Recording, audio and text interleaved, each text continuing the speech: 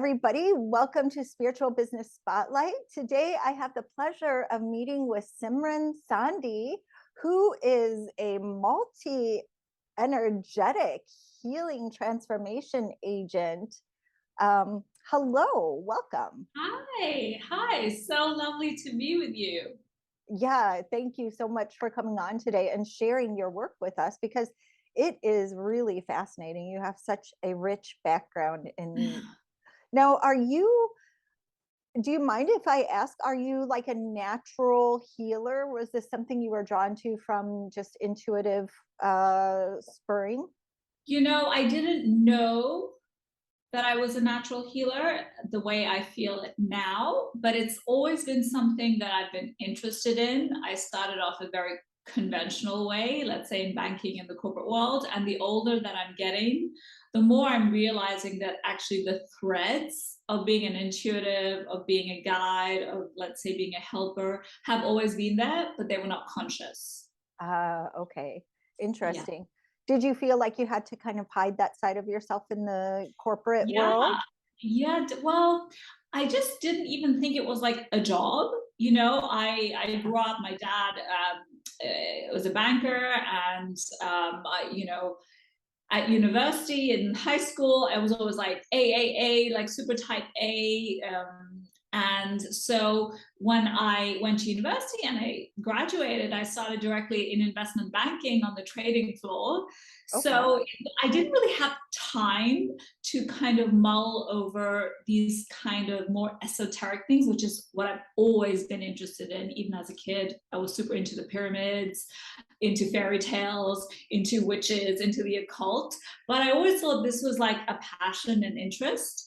And I'm a late 70s child, and so it was not really a career that you really heard about.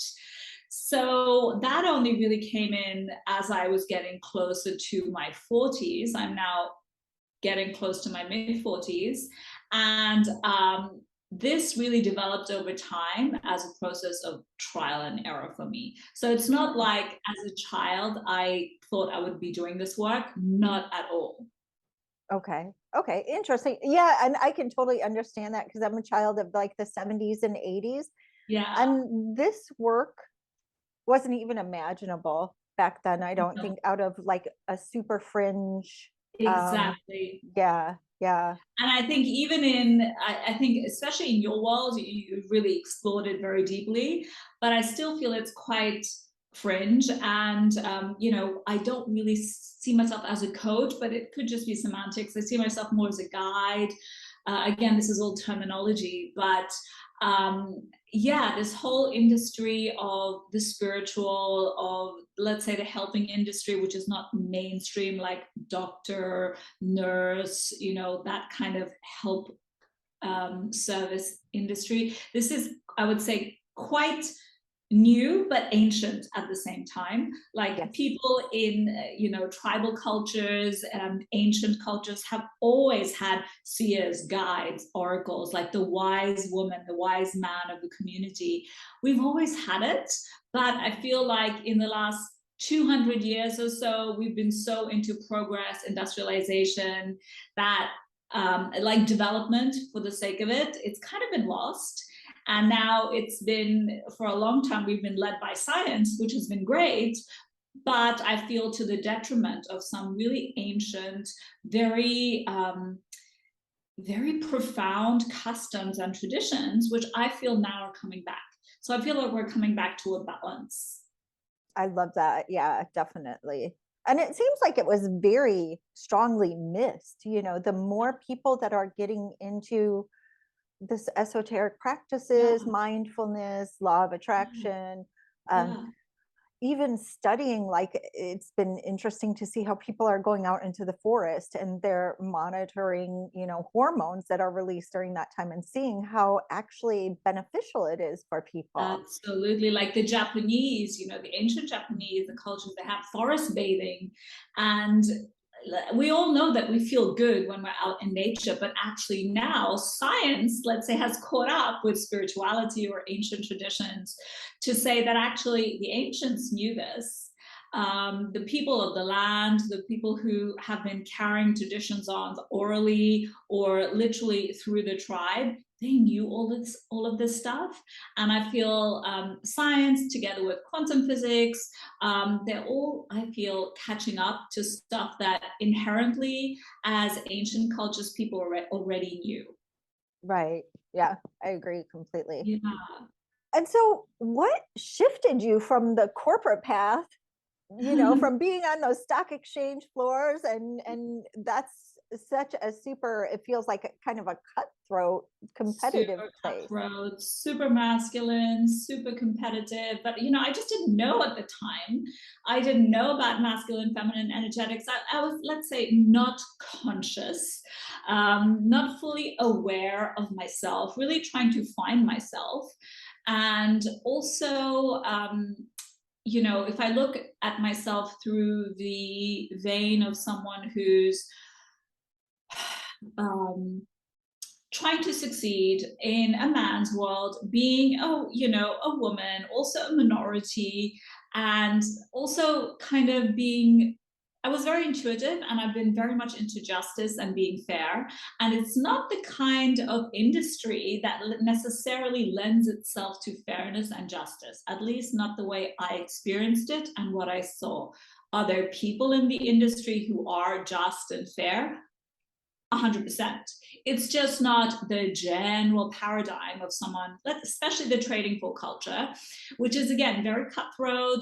And, I feel definitely from the 90s onwards, there was like a drive to more women supporting women, but it was not that way when I was starting out. And that also, I feel that that also changed the way that I viewed women dynamics, and I've had to go through the whole circle of the whole sister wound to heal it now. But it's definitely something that came up for me in the corporate world. And to answer your question, is this something I always really wanted to do? No. And let's say I fell into it through trial and error. So 2008, I worked in banking for about 11, 12 years. And 2008, the financial crisis came, and then I lost my job, and I retrained in holistic nutrition. Then wasn't quite sure this is what I wanted to do, so went back to banking. And then 2008, I really decided, I was working for an English asset manager, and I just said, this is not me. A whole bunch of things happened that led to it, but which basically meant that the people who were working with me wanted to change my contract, and all kinds of little things that I feel like you're pushed by the universe to move in a particular direction. So even though me, ego self, wanted to continue because it's something I knew, it's something that made me feel secure, let's say on the outside, because you had this job that inside, I knew that I was kind of feeling empty. I wasn't feeling valued. I wasn't feeling fulfilled. I also always thought I was failing. Even though I always had a step up in my career every time I moved, I never really felt seen or valued. I just felt like expendable. And the process, let's say, that happened, I would say, in my early 30s. And then for the next, I would say, close to 10 years, I really had a lot of trial and error. So I worked for a luxury hotel vineyard in South Africa. I was doing their marketing and sales. And then I went to Barcelona. I worked for a pharma company. So I really had to retrain so many times. And really the story of my life has been transformation of self, different places, different communities. I've had so much slash and burn in my life that, okay, I thought I worked in banking, but now who am I now that I don't know what I'm doing? And let me try again. Let me try working in, luxury hospitality, because it seems so glamorous. And then when you're in it, it's not. So it's kind of this theme of something looking shiny on the outside. And then when you get into it, you realize, okay, I was looking for something that I was chasing kind of a pipe dream. And when you get into it, it's not the same. So I think it's this general thing of, now that I look back, chasing an ideal, chasing an image, with really trying to find myself and what I was good at. And it really culminated as I was turning 40. I was in Barcelona, and I was had been working for this Spanish pharma company which shut down their US operations. So I found myself out of a job yet again, Oh so many God. times. And so I feel like then I really felt like I needed help because I'd been through so many cycles of bust and boom. I'd also been through a lot of relationships, right? So in my life, there has been a lot of change. And now that I do human design, I understand that. My conscious sun is in gate 42. What that means is my life is about growth through slash and burn, through transformation. And so actually, ironically, that's what I do now is I literally help people through transitions in their life, through transformation, because that is inherently something that I know so deeply that literally you have to start again so many times. Like I felt like I've lived thousands of lives just in this lifetime. And so when I was about to actually just turned 40, I had my first experience with plant medicine, not something I ever wanted to do, but it had been calling me for a while.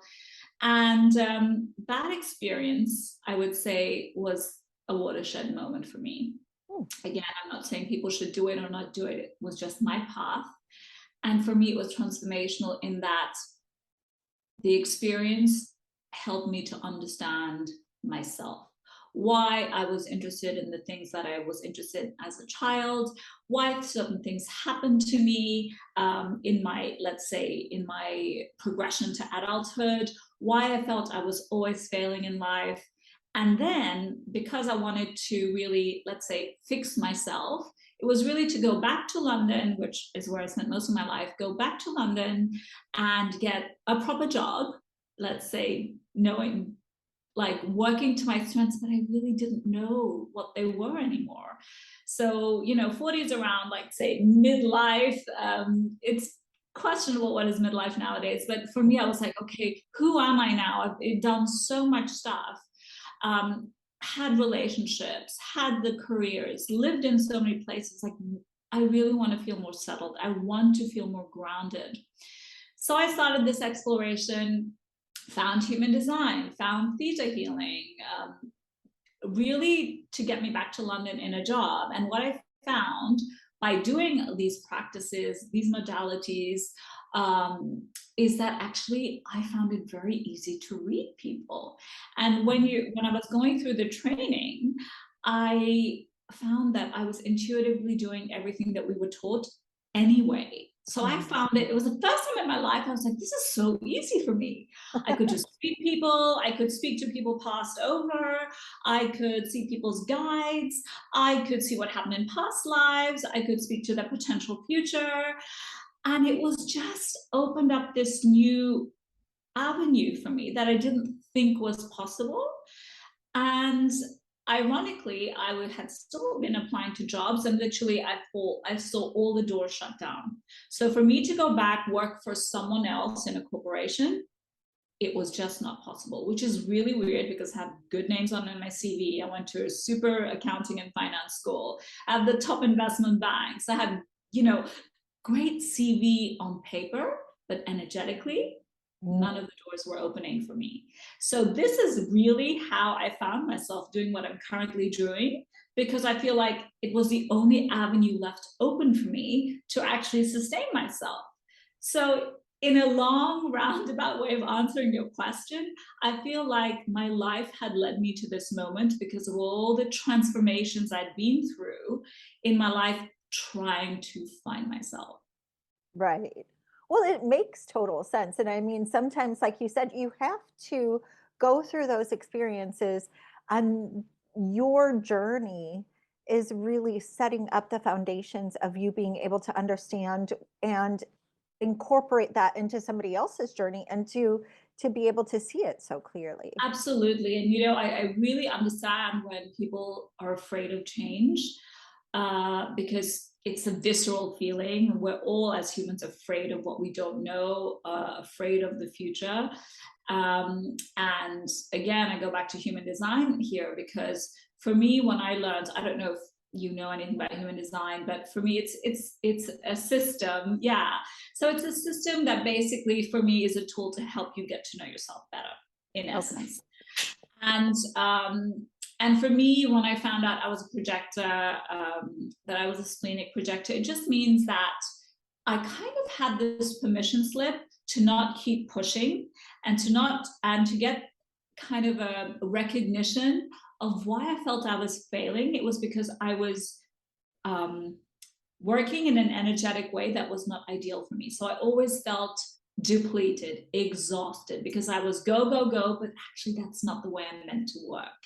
And when I looked back on my life and I looked at how many jobs I'd applied to online, every time I tried to initiate, I got nothing, like crickets. And actually, when I had leaned back and almost not given up, but just said, okay, I'm surrendering, whatever comes, comes, I actually got more opportunities leaning back and having people invite me into things rather than me initiating. So I've been doing it all wrong without knowing. And that's why, in my mid-30s, I had adrenal fatigue, burnout, all the symptoms of someone who's trying to live life incorrectly for them. Oh, and wow. what that means, is this hustle culture that a lot of us have just grown up with. And some people have the energy for it, but not all of us. And so I finally gave myself the permission to stop judging myself, stop being nasty to myself, and really kind of ground into my own gifts. And that's really, I see really deeply into people. I'm really interested in people. I love what makes them tick. I can see people's blind spots. And actually, I don't like to tell people what to do, but I prefer to question them, guide them, so that they can uncover for themselves what is the right thing for them. And so that's what I feel are some of my skills, where unlike what I had learned growing up, you should do this and this is the way forward, getting people to discover for themselves what turns them on, what are the reasons that they've been creating certain patterns in their lives, just helps people to have this kind of light bulb moment for themselves. And I see it in their eyes. Like I can see like something turn on, they're like, oh my gosh, that's why. And I feel more than anything I could tell them, their own realization about this, therein lies the transformation. Therein lies the kind of understanding of self, so that then they can change.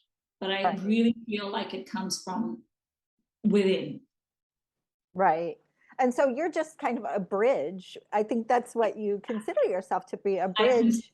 Thank you for using that word, because I actually call myself a bridge and people think that's too esoteric. But I've literally I'm a bridge between your potential and where you are now. And I'm just here to guide you towards that. I love it though. I love it because unfortunately we've been taught to look outside of ourselves for answers all of the time. Yeah, Both you and I grew up, I think, in the same era where it was yeah, really external validation, external yeah, sources, yeah. listen to what everybody else says.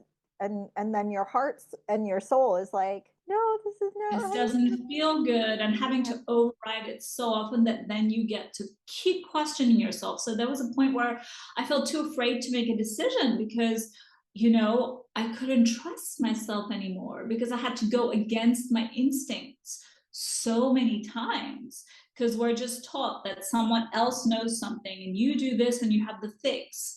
But actually, none of us are the same, which just, so the whole cookie cutter method, do this and you're going to get this result, for me, that has never ever worked.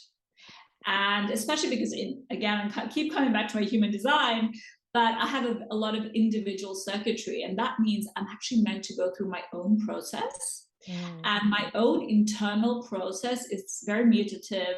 That just means it helps people change just by witnessing my own process. So I'm not trying to tell people what to do, but if they're watching me and my kind of quirky, weird ways of doing stuff, it kind of empowers them to do stuff their way.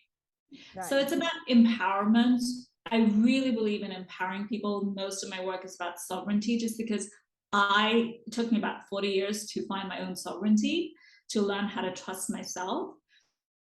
And I really believe no one knows you better than yourself when you're aware of yourself. So I feel my job is helping people become aware of themselves so that they can become their best guide, so that they don't need people like me. I'm just a temporary shoulder to lean on. Yeah. I'm Love not it. supposed to be there forever. I'm not, you will still thrive without me. I'm just there to accelerate your process. So it kind of goes against a lot of marketing about you need to keep stacking your offers and get people buying stuff over and over again. But it just doesn't seem, it seems a bit disingenuous, because I want people to transform so that they decide for themselves what's best for them, rather than using me as a crutch. Like, I can be there for a week, a month, a year, but ideally you decide when you are ready to fly on your own. And for me, I feel like I've done a great job when you're like, you know what, Simran, I think I've got it now. I might check in from time to time, twice a year for tune-ups, but I'm good. And for me, I love that. And I actually have pushback on a few clients who wanted to recommit. And I love that. But I also realize where they have all the tools and all they need is a nudge to trust themselves. So I actually say, no, if you still feel like this in 3 months, I'm here for you. But I feel like you need to integrate some stuff and really have faith that you can do this, because you have the tools. And I wish someone had told me that, because so many times people just wanted to keep buying courses, keep saying that you need a mentor in order to go ahead. You might need a mentor in the start, but it doesn't mean you need them for life, right? Right. It doesn't mean you need to have someone to succeed, because ultimately you're not broken. You don't need fixing. And so when you're aware that you're whole, just as you are, you can choose to have a guide from time to time, but you don't need one. And I know that goes against a lot of mainstream coaching. Um, but that's what I really believe. I believe you're here to thrive on your own because you know what's best for you. Right. I love that though. I love the fact that you're handing people's power back to them, because I feel like, and I've worked a lot on hotlines and in different communities, and it is,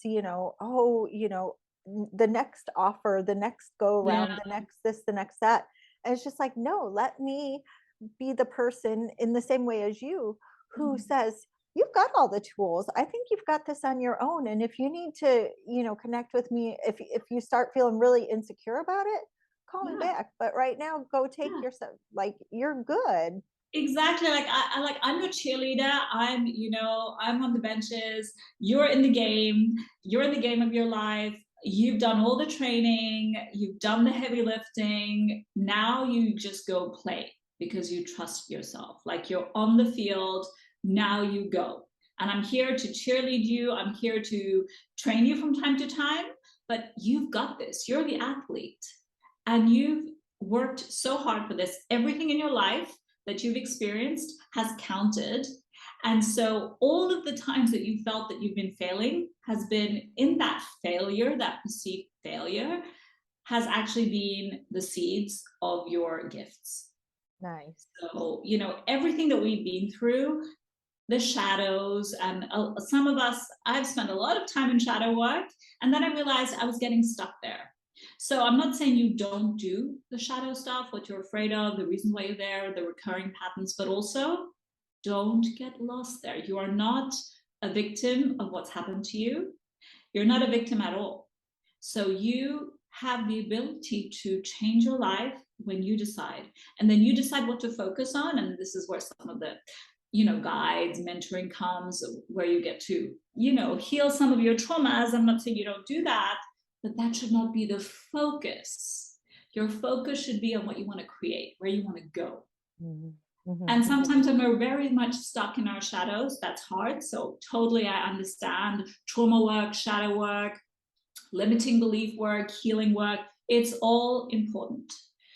But if you find that you're getting stuck there and you're constantly trying to find stuff to fix, you're going to be finding stuff to fix till the end of your life, because we're humans. and we're coming here to evolve, and we're always going to have challenges. Well, those challenges don't have to stop you from moving forward. So it's being aware of your challenges, giving love to them, showing them that you're not ignoring them, pushing them down, and deciding that you're moving forward. Right. And I feel that's now become the biggest part of my work, is how do we move you forward? We've done the work, we've done the dark shadow stuff, but you are not your shadows. You are more than that. Nice. And so what do you want to create? I love that. Yeah. So my focus has gone from a lot of fixing shadow, because I've done that on myself, more to what are you focused on creating? And while we're creating, we're going to transmute some of that stuff that's stopping you. Nice. And do you do this through a combination of like coaching and energy healing and giving people tools from human design and Yeah, kind of all of helping that. them? So I have various different containers, but my most transformational container, and actually that's the focus of my own work, what I'm turned on by now, is to do like this deeper work in like a semi-long, it's not super long, it's 3 months long. It's in a container where I use human design, I use astrology, I use energetic tools, channeling, trauma release, which of course is shadow work, really to get you comfortable, balanced, really calibrated in your nervous system, because nervous system is really important for us. We have to feel safe to have the things that we want to have in our life. And that sounds so ironic, because a lot of times when people say, I want that soulmate, right? But actually, if you don't feel safe in your body to have that soulmate, or if you don't trust men, you could want it. But there are certain things that your body is doing to keep you safe. So when we teach your body, actually, you're safe to have what you want, and it doesn't have to be a super long process. It's just, again, this awareness that you get on your own by going through some processes, and a lot of it is talking. It's not therapy, it's a talking process where you get to uncover. It's a lot of people know about theta healing. It has many aspects of theta healing. So to answer your question, I use many different energetic modalities, as well as the more, let's say, left brain modalities, like looking at charts, for example, which especially a lot of people who are corporate, or show me how this works, show me the proof. I can show that in a human design chart or an astrology chart. And because everything I do is intuition first, I'm guided to what the particular person in front of me needs at that point in time. So I meet people where they are, and then use various tools. Now, have some programs which is just energy, or just human design, or just astro hacks.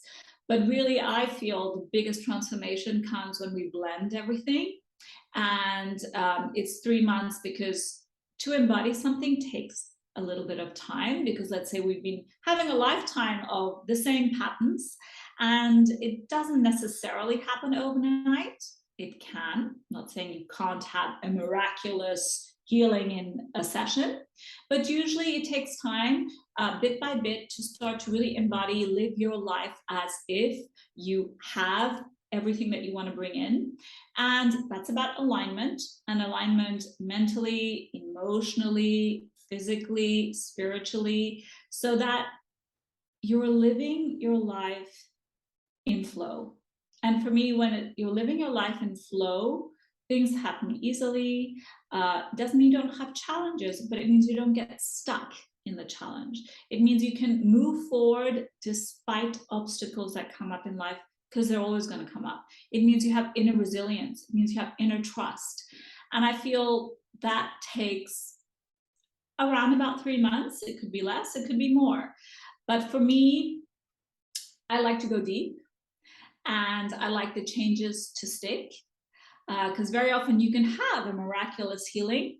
Maybe you wanted to grow your business, so you can have 100K month and then revert back to your same patterns.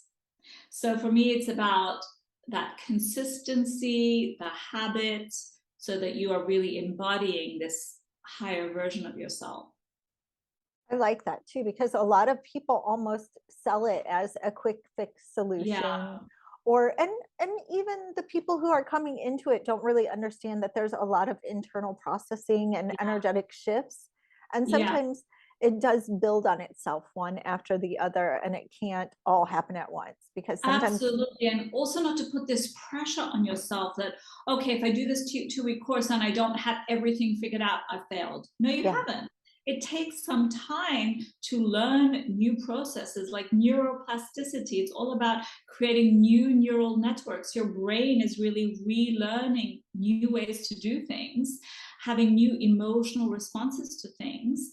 And that does take time. It doesn't have to take a long time. It doesn't have to take a lifetime, but it takes some time for you to feel comfortable. Otherwise, as humans, we always want to revert back to our comfort zone because we're really here in our reptilian brain to stay safe.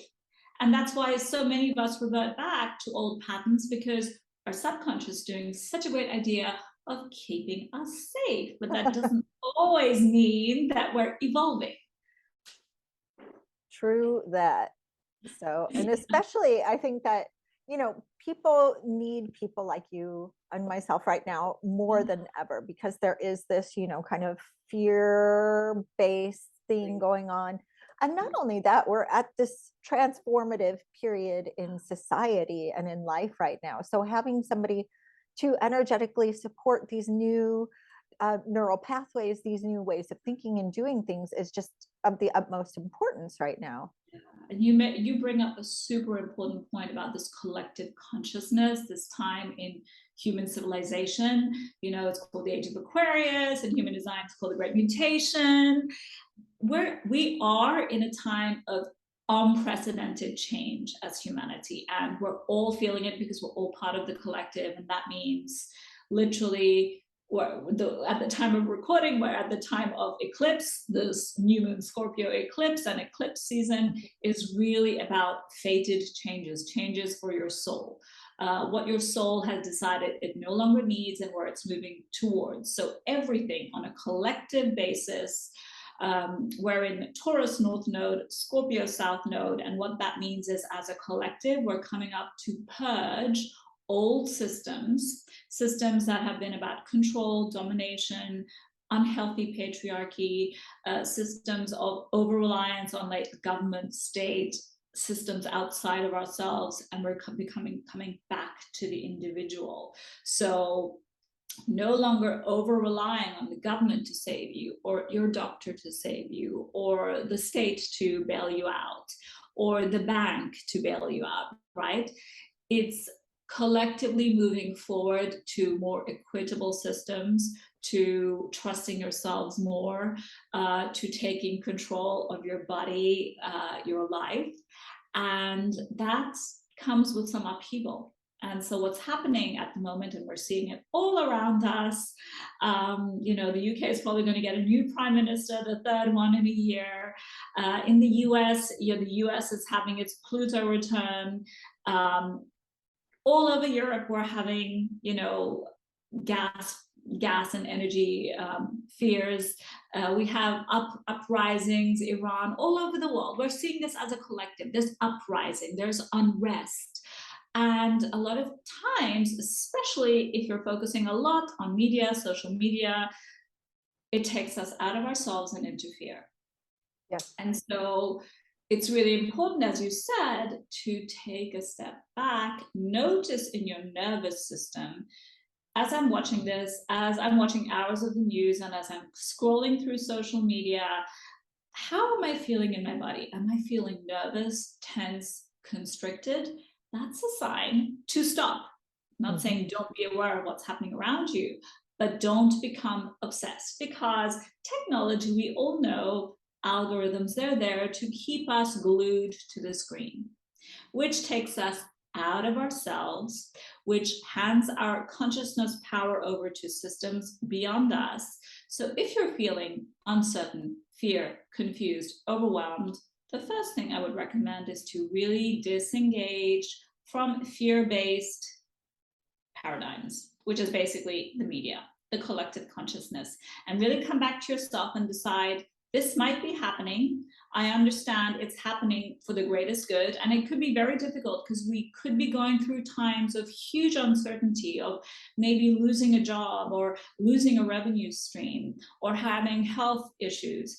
And always just say, okay, how am I going to come out of this stronger?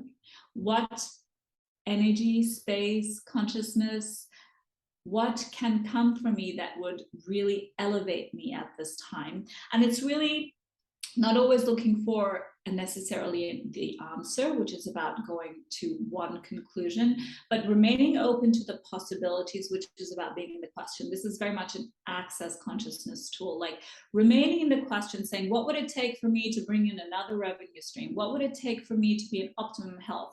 What would it take for me to know the next step in my evolution? And then just remain open to what you're aware of. And it's a very different way of operating, because so often we're used to going to the solution, which is limiting our possibilities. Mm-hmm. And so for me, it's about disengaging from stuff that makes you fearful, right? Acknowledging that it is a time of change, but also seeing this as an opportunity to come back to yourself, to create more abundance, more health, more literally self-trust. Because when we trust ourselves, it doesn't matter what's happening around us. We know we've got our back. We don't have to know exactly the next step forward, but there's something about having this inherent trust in yourself that no matter what happens, I've got my back. It's kind of like reparenting the inner child, where you're soothing yourself. You're saying, I've got you, you're safe, and no matter what, we're in this together. So it's kind of telling yourself, soothing yourself that you're safe, you belong here, and that you've got this. And when we really watch what we're saying to ourselves, it can change everything. Yeah, I totally agree with the whole train of thought there, from the doom scrolling and feeling really sucked in, and getting all of our, this fear generated in our systems. And then, yeah, like you said, step away from it, step out of it, look at things from an entirely different perspective, and learn to trust yourself in the process. Learn to find new solutions and new creative ways of thinking and doing, so that you can get through it in the strongest way. Totally. And we're all going to have different ways that manifests, so meditation is a great thing. I really am a proponent of it, but some people, their nervous system is not calm yet to be able to meditate, to sit there with themselves with no interference. So for you, meditation might be going for a walk outside.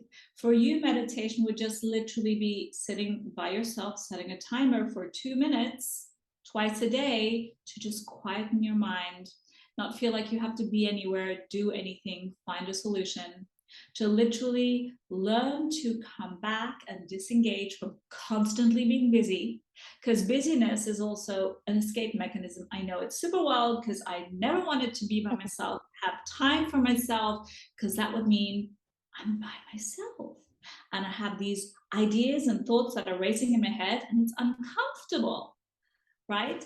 And so of course we're going to try to go away from pain and towards safety. That's a human instinct. But think of this, all the stuff that you're afraid of, you're already thinking about it. So in a way, it's already happened, because our brain, our body can't differentiate between what might happen in the future, what is happening now, and what's happened in the past. Which is why everyone keeps going on about coming back to the present moment, because when you come back to the present moment, you literally think to yourself, am I safe now? Yes. Am I under danger now? No. Am I thinking about something that could happen, which is making me afraid? Yes. Is it also possible I'm worrying about things that might never happen? Maybe. Am I thinking about the past, about the trauma of what someone did to me years ago, and I'm still reliving that? Yes. But is that happening now? No. So literally this sense of self-questioning to bring you back and remind yourself that you're actually safe right now. You're breathing. you have a roof over your head, or you have some place that you have shelter, right, for this present moment. And then just come back to that, because your point of creation is always now. It's not in the future about what might happen or what happened in the past, because it's gone. It's my point of creation is right now. So what am I focusing on? Even if I don't have a solution, I'm breathing, I'm coming into my body. I'm not flying everywhere. I'm literally just telling myself I'm good right now in this very second. And literally just very simple exercises like that can bring you back into your body. Because a lot of us are in trauma without knowing. We're escaping. We're going to the past. We're going to the future. We're extrapolating risk scenarios, right? Trying to keep us safe. But if we just come back to right now and we say, okay, you're safe right now. And what next? It literally brings us back into our body. We're not able to manifest, create things in our life if we're out of our body. And most of us have been out of our body, myself included. When things seem too much, you're too afraid, you're overwhelmed, you're procrastinating, you're panicking, you don't know what's going to happen. You just need to remind yourself that right now, in this very instant, you're safe, that you've got it, and you're going to find a solution. A solution will be presented to you. And it's literally changing these little neural networks in our brain that go to doomsday scenarios. Yeah, and it's just being aware of that and saying, okay, I know what I'm doing. Let me come back to myself. It's wonderful advice too, because like you said, now in the present moment, and first of all, taking that step back, taking the deep breath, really kind of disconnecting and disengaging. Yeah, from anything that seems to be worrying you. Like there's so much worry, uncertainty, like fear right now. And I'm not saying don't feel it. Sometimes it's actually important to feel it, to tell yourself, I'm going to sit with this for the next 5 minutes. I'm literally going to allow myself to go to the doomsday scenario, right? Okay, what if I lose my job? Okay, what's going to happen then? Oh, I won't be able to put my kids in school. Okay, what happens then? They'll be out of school and then we could lose our home. Okay, what would happen then? And then you keep going, keep asking, go into that fear, and then show yourself you still survived it. Mm.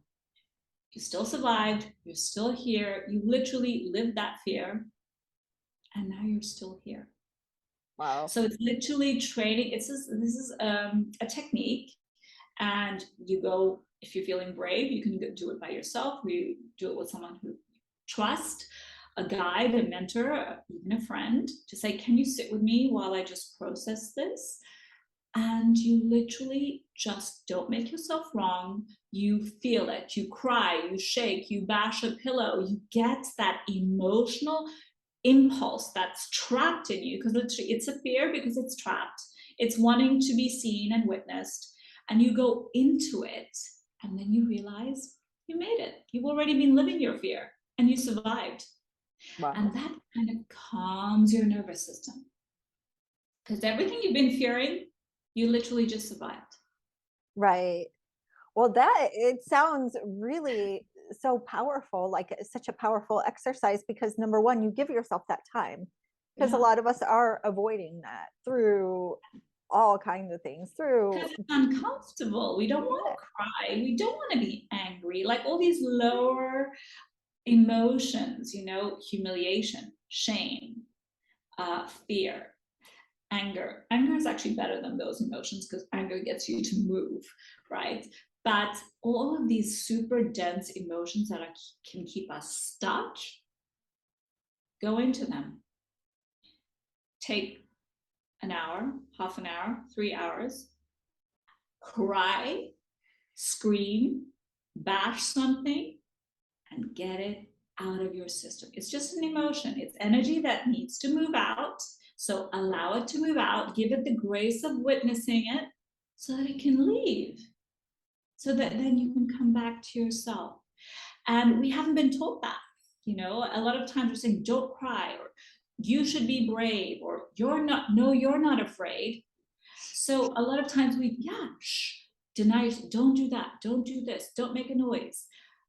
And actually, all it's been asking us is to literally let me have my tantrum and then I'll be okay. Literally. Yep. Because it's just an emotion that wants to be expressed without making it wrong, without making a big story about it. Because so many times our life is a collection of all the stories we've made up about what happened to us, who we are, our identity. And literally at any moment, we can create another story. It's like, where are we on repeat? And where can we just flip the switch to another channel? So if we see our life as, you know, a channel, a soap opera, and we don't like the soap opera that we're watching right now, it's getting a bit dark, I don't really like horror, so why don't I just switch the channel? Why don't I watch, I don't know, Care Bears? Why don't I watch something else and just feel a bit better? So everywhere you focus is where you're creating momentum. And when you start to create enough momentum in the direction that you want to go, you can't focus on creation and being in the dumps at the same time. True. Very right? true. So where do we want to literally take our focus? And I'm not saying you do this bypassing thing. I'm saying feel the emotions, totally feel them, and then move forward. Right. Be willing. You don't have to know. You just have to have this desire. Be willing to lessen the resistance. Be willing to drop the baggage. Be willing to have an easier life. You don't have to know how. You just have to have this desire that, okay, I'm willing to not feel so shit anymore. I'm willing for things to come easier to me now. I'm willing to be shown the way. I'm willing to have more prosperity. It's very different to saying, I have to figure out how to do it. No, you don't. You just have to be willing to release the load of having to figure it out, of having to get it right, of having to find a solution. Just say, okay, I'm ready to hand this over to a higher power. Tosha Silver has a lot of books about this, of just handing your worries over, right? And other people see it as just releasing the resistance. And you'll notice with just these small shifts, your life is going to start to change. Love it. I'm all like, yes. And your voice is hypnotic. And so it's just like, I'm all like, are you using NLP there? I do a bit of hypnosis, but my voice is literally, I'm not even aware I'm doing it until I go back and listen to myself. But somehow it just, because I like to, a lot of the work I do is in the theta brainwave. And it is this suggestible brainwave where you're more open to suggestions, where you literally can open yourself to greater awareness. And from that process, that brainwave, which is more suggestible but still conscious, you can start to make changes. It's where you access your subconscious, where changes can be made. So you can release the stuff that no longer serves you, and also bring in new emotions, new belief systems, new values, which from there you get to have new behaviors, which then leads to a new life. So it's literally about, number one, feeling safe where you are, knowing that you've got this, and number two, having the certainty that you will be shown the way. Not putting yourself under pressure to have it all figured out now, to take one step. Maybe that one step is to journal. Maybe that one step is to take a shower. Maybe that one step is to go out of the house. Maybe that one step is to actually cook a meal for yourself, right? And just say, I've got this, and then I can do something else. But to have, to feel like you have to have the whole plan, it's too overwhelming. So don't do that. Just take one step. And then you prove to yourself that you can do it. So you're creating positive momentum along the way. And literally, as you start to take small action that feels good in your body, your capacity to do more will increase. And that's then how you're creating momentum towards your new elevated life that you're literally in the process of creating. And it comes with a decision, literally just a decision. So choice creates, right? Make a choice, any choice. You can't get it wrong. It's just about course correcting. If you feel like you can never get it wrong, then you have to shame yourself. Then you don't have pressure. If you feel you never get it wrong, you're like, I decide from moment to moment what feels good. And if it doesn't feel good, I can change my mind. It's not set in stone, which means it doesn't seem so final, which means you don't have to get it right, because at every given moment, you're deciding just what feels better. And sometimes you need to have to try it. True. Right? And you have to feel afraid of taking that step for fear of getting it wrong, because actually something that doesn't feel good is just telling you that's not for you. Right. But so many of us are perfectionists and we never want to get it wrong. And I just think that we need to reframe that for ourselves so that we can literally get out of this freeze, this fawn response. Well, and also I think giving ourselves permission to switch course if something doesn't feel right and we've committed to, a longer course or a job or whatever, we have to give ourselves permission, which hasn't been given in the past. It was always stick with it until the end. Right. You must finish this. You must do this. Totally. So That's there's definitely something I heard a lot in my life. uh, You keep changing. You need to finish. You need to stick with it.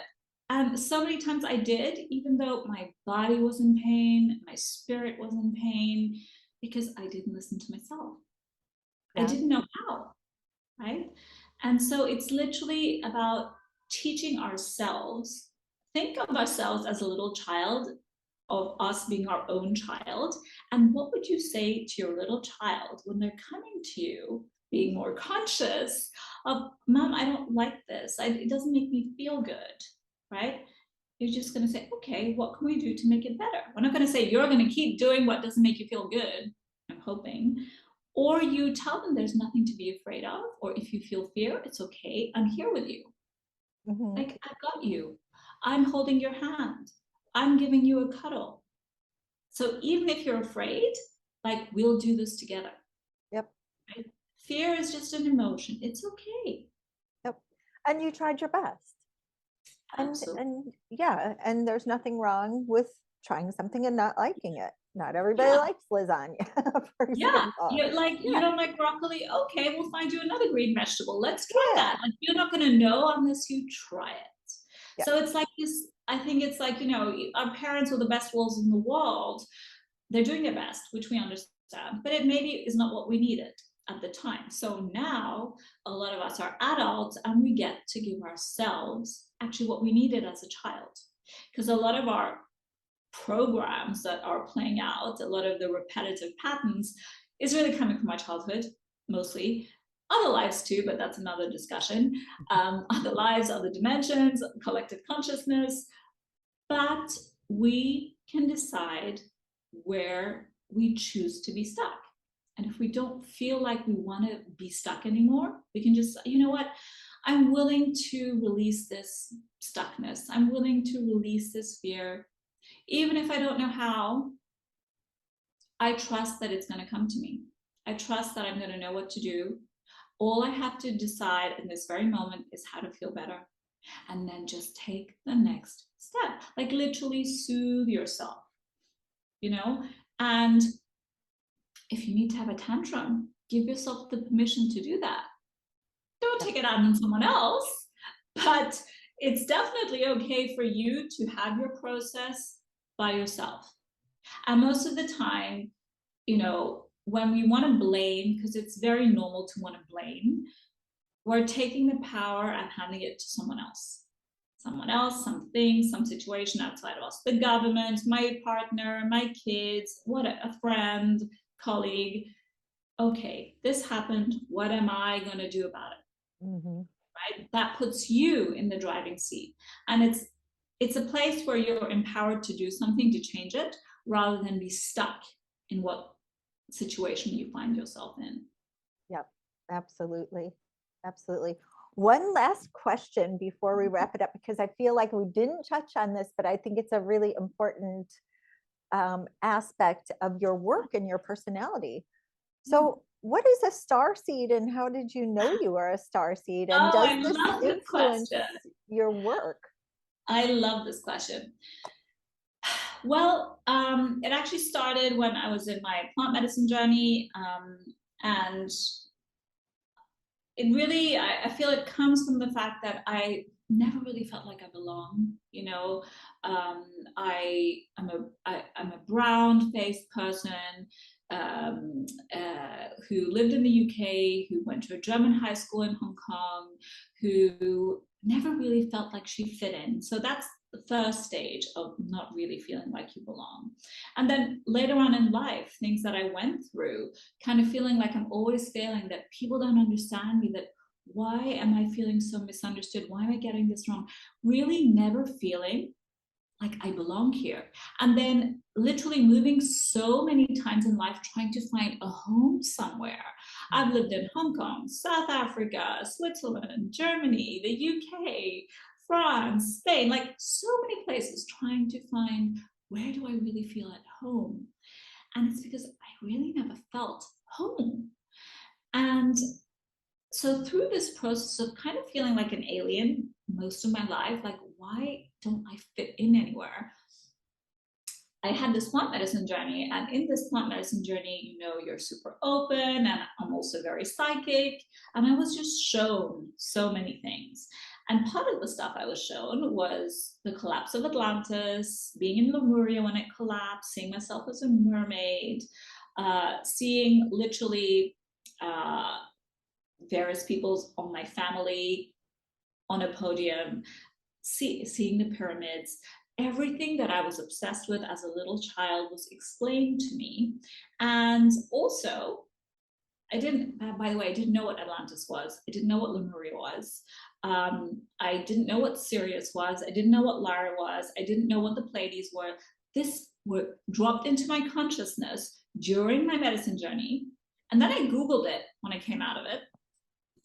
And it went a lot deeper, but my medicine journey landed up, I would have done it again no matter what, but it landed up that I went through a death door, right? Okay. So I had I woke up from 5 hours of crying, seeing all this stuff, hearing Pleiades, Atlantis, Orion, and I fell over because I was dehydrated. I didn't do it with a proper shaman. So please, if you're doing any of this, do it with a proper shaman. And woke up. It was 2 weeks after my 40th birthday to see feel my skin, my chin being sewn up. Oh gosh. Yeah, I had fallen over, lost consciousness. And it's because I had never been alive on this planet past the age of 40. So 2 weeks after my 40th birthday, as I did my ayahuasca journey, I went through my death door. It's not time for me to leave, but I understood, I was shown in that medicine journey why I never felt at home, why I never felt I belong. A lot of the gifts that I have is stuff that I've carried through from Lyra. So I know that I originated in Lyra, went to the Pleiades, stopped up in Orion before I came here. And these are things that I just intuitively know, I felt. I then researched. I was like, what is Pleiades? What is Lyra? Didn't know there were galactic wars.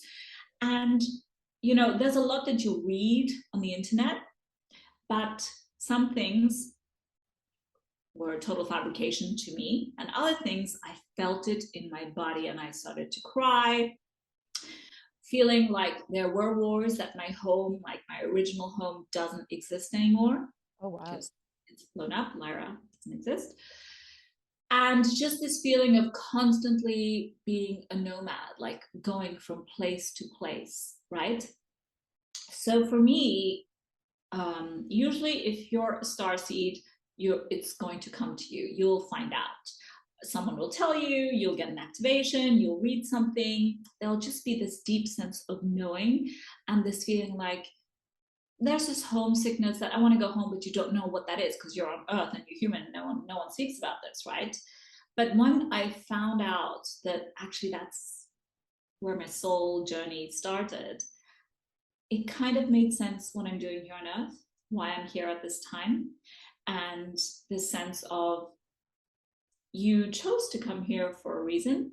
So even though it can be brain candy to think about other planets and where you came from, you decided to be here. And so, what are you going to do in this lifetime now that you're a human and knowing that you decided to be here? What are you going to do with it? So, it can be brain candy knowing that you're a star seed. And a lot of people think that we're all from the stars. That's great. Probably we are. And there is a line of thinking that says we're all, hybrids of many different planets and we've been seeded. That's going through yet another rabbit hole. But that's really my journey as a star seed, which really got me to understand myself better, got me to really understand the themes that were appearing in my life, why I felt the way that I did. And then knowing that, sometimes just the knowing soothes your soul. Mm-hmm. So my soul feels like, okay, now I understand. Not that I'm lost in space all the time. Like, why am I feeling like this? Why is no one else like this? Why am I failing at being a human? There was a time in my mid-30s, like, I'm failing at being a human. But actually, no, you're just discovering what it is to be a human, right? Because I was like, what? I can hear people's thoughts. That's why I can read people. And why can't they understand me? Because I understand them so well, right? Because where I came from, we would communicate through telepathy. We didn't need words. And being super hyper vigilant and aware because we didn't need language where I came from, right? So it's super easy to read energy. So this is just like a side note of if you're from a star seed and depending which system you came from, you might have certain traits and they'll just be traits that you inherently feel within yourself without really having to explain it. So in a roundabout way, that's my star seed's little story.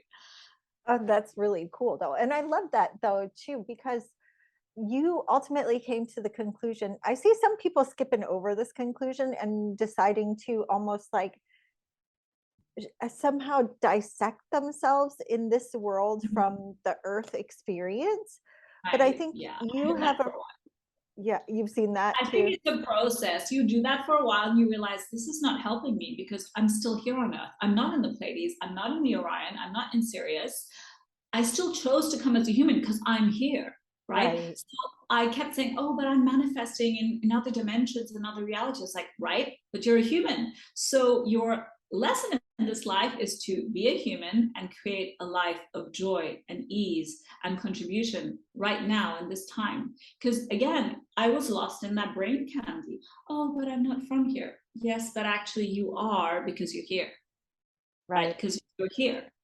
And so the very fact that you're here means, okay, you can understand your gifts, you can understand your journey, but you're still a human having a human experience. So what are you going to make of it?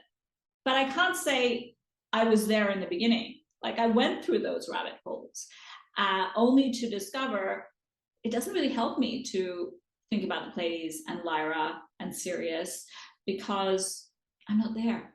There could be aspects of myself there, but I'm here right now in this consciousness. And by escaping into other stories and it's fun, I'm still escaping, right? I'm not really living. Right. So I have to say I did go through that only to realize where you are is where you're meant to be and what are you going to do with it? Yep. You know? Wonderful. Yep. I think that's a perfect place to end it. You're here. And what are you going to do with it? You're here now in this existence on this world, in this moment in time. Yeah. And what are you going to create? What great adventures are you going to have? Where are you going to put your focus? Awesome. So Simran, it has been wonderful getting to know you and your background and your work. And how can people get a hold of you? I will Yeah. put this all in the show notes. I'm sorry to interrupt you, but yeah. No, not at all. Thank you for asking. So I have my website, simransondhi.com, and I'm quite active on social media, especially on my Instagram. I just started TikTok. I'm not very comfortable with it, but I'm playing. But Instagram is my favorite platform. I do a lot of lives, a lot of free resources. Everyone who signs up onto my website gets a free womb healing webinar, ancestral womb healing. It's really about women who want to come into their creative self-expression, heal old wounds, manifest. Very powerful. So there's plenty of ways to see how I work really from my Instagram and my website. Wonderful. So Simran, it has been a pleasure. Thank you. Everyone, I will put a link to Simran's Instagram, her TikTok, and her website in the show notes. And if you have any questions about Simran or her work, please reach out to her. I'm sure she'd be happy if you DM her or send a message. So thank you so much for your time and energy, Simran. And everybody, thank you. And we will see you soon. Take care. This is Sue from Spiritual Business Spotlight. Have a great day.